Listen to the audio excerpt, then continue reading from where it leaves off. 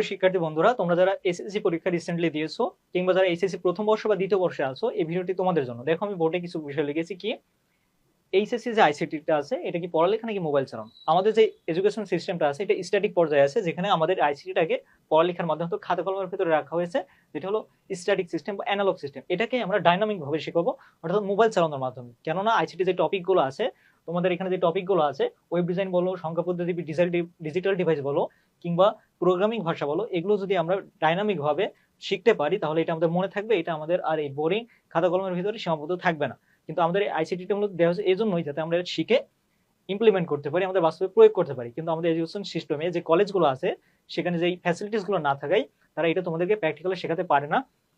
এমনকি অন্যান্য যে সোর্স গুলো আছে অনলাইন, সেখানেও তারা প্র্যাকটিক্যালি শেখায় না, তাদের কাছে প্রপার ফ্যাসিলিটিস না থাকে। কিন্তু আমরা তোমাদেরকে তোমাদের এই যে চ্যাপ্টার গুলো আছে, বিশেষ করে 4 নম্বর চ্যাপ্টার ওয়েব ডিজাইন এবং এইচটিএমএল এবং প্রোগ্রামিং ভাষা, যারা তোমাদের সিনিয়র প্রথম বর্ষ বা দ্বিতীয় বর্ষে পড়ে এইচএসসি, তারা দেখবে এটাকে খুব ভয় পায়, খুব কম আছে যারা এটা পারে বা এটা তাদের কাছে সহজ লাগে। সো আমরা এমন ভাবে শেখাবো যে তোমরা এটাকে মোবাইল চালানোর মাধ্যমে শেখাতে পারবা। যে হ্যান্ডসেটের মাধ্যমে তুমি এই ভিডিওটি দেখছো, সেই হ্যান্ডসেটের মাধ্যমেই এই যে এখানে তোমাদের যে ওয়েব ডিজাইন আছে, প্রোগ্রামিং ভাষা আছে, এটা করতে পারবা এবং তোমাদের কাছে ইজি হয়ে যাবে। আমি তোমাদেরকে চ্যালেঞ্জ দিয়ে বলতে পারি, তোমাদেরকে যখন একবার শেখানো হবে, এই ভিডিওটি যখন তোমরা দেখবা, আমরা এটা অবশ্যই লাইভ ক্লাসের মাধ্যমে নিব, তোমরা এটা দেখতে পারবে এবং ইন্টারেকশন করতে পারবা। তোমাদের কোনো ডাউট থাকলে তোমরা দ্বিতীয়বার এটা নিয়ে আর কোনো সমস্যা থাকবে না, ঠিক আছে? এটাকে আমরা এইভাবে সাজিয়েছি। এখন কথা হচ্ছে যে আমরা যে প্র্যাকটিক্যালে শেখাবো বলছি, প্র্যাকটিক্যালে শেখা বলতে কি বোঝাতে চাইছি, কিভাবে তোমাদেরকে প্র্যাকটিক্যালে শেখাবো। আচ্ছা, এখানে দেখো, তোমাদের যে ওয়েব ডিজাইনের যে অধ্যায়টা আছে, চতুর্থ অধ্যায়, এখানে তোমাদের যেটা আছে যে ওয়েব ডিজাইন এবং এইচটিএমএল পরিচিত, এই যে এটা একটা প্রথম আলোর ওয়েবসাইট, এটা তোমাদের সকলেরই পরিচিত হওয়ার কথা। দেখো, এই যে এটা একটা ওয়েবসাইট, অর্থাৎ ওয়েব ডিজাইন, সেখানে আরো বিস্তারিত ব্যাখ্যা আছে, সেটা আমরা ক্লাসে আলোচনা করবো, ওয়েব ডিজাইনের ডেডিকেটেড ক্লাসে। ঠিক আছে, এখন একটা আমরা প্রিভিউ নিই যে আমরা তোমাদেরকে কিভাবে প্র্যাকটিক্যালি শেখাবো। দেখো, এটার পিছনে একটা কোডিং আছে, ঠিক আছে, এইচটিএমএল আছে, যেটা আমাদেরকে চতুর্থ অধ্যায়ে যে বিষয়টা আলোচনা করেছে সেটি। এটা যদি আমরা কোডিংটা দেখতে চাই, দেখো এখানে একটা কোডিং আছে, ঠিক আছে। আমাদের স্ট্যাটিক সিস্টেমে যেটা করা হয়, এই কোডিংটা তোমাদের জাস্ট খাতায় লিখে দেখানো হয়, তোমরা যেটা কি করো সেটাকে মুখস্থ করে ফেলো।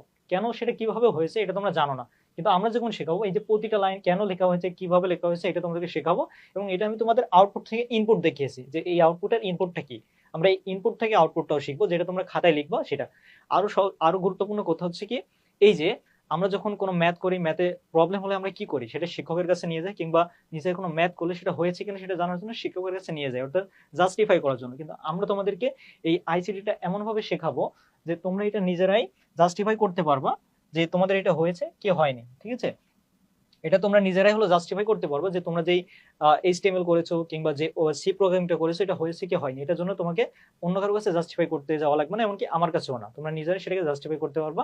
আমরা এমন ভাবে প্র্যাকটিক্যালি শেখাবো।